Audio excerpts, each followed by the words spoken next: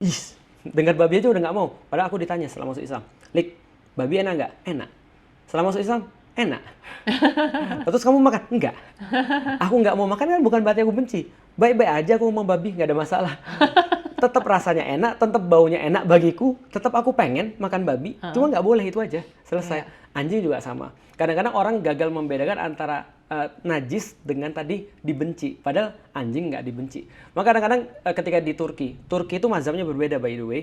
Mazhabnya atau school of thought-nya itu adalah alirannya kalau gampangnya itu berbeda dengan Indonesia. Jadi mereka ngelihat anjing nggak separah orang Indonesia ngelihat anjing.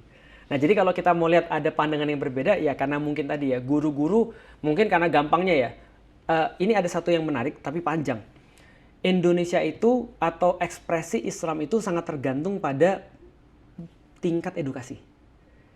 Oh, ini yang pernah dibahas di podcastnya Raymond ya? Betul.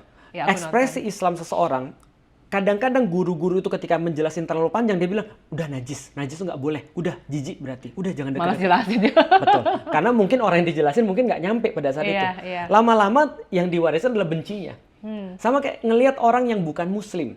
Kadang-kadang orang udah mulai benci duluan. Lah gimana ceritanya? Lah kayak emang kita pernah disuruh untuk seperti itu? Enggak ada satupun contoh Rasul benci orang-orang yang bukan muslim. Yang Rasul benci itu adalah orang-orang yang melakukan maksiat. Dan bukan orangnya, maksiatnya. Nah, mereka gagal membedakan nih antara orang-orang yang maksiat sama orangnya. Contoh ya, pelacur itu tidak boleh dibenci. Perbuatannya harus dibenci. Dan itu harus dibedakan. Pernah kejadian pelacur ngaku sama Rasulullah, saya berzina ya Rasulullah. Oke, dihukum karena dia sudah menikah, dirajam. Setelah dirajam, pas meninggal nyiprat darahnya. Darahnya nyiprat kena kena bajunya sahabat. Sahabat tuh kayak jijik gitu. Rasul bilang, jangan jijik, itu pertobatan orang itu. Itu lebih daripada pertobatan kalian semua kalau dihitung. Kenapa? Karena dia mau jadi orang baik. Dia udah selesai, jangan jijik sama orangnya. Jijiklah sama perbuatannya, itu yang nggak boleh. Orangnya bisa berubah. Nah, sekarang orang nggak bisa membedain itu, unfortunately. Nah, itulah tugas kita tuh.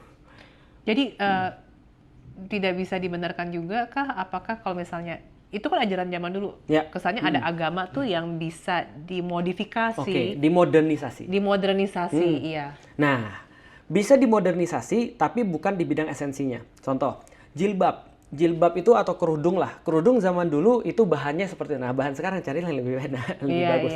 Itu bisa dimodernisasi.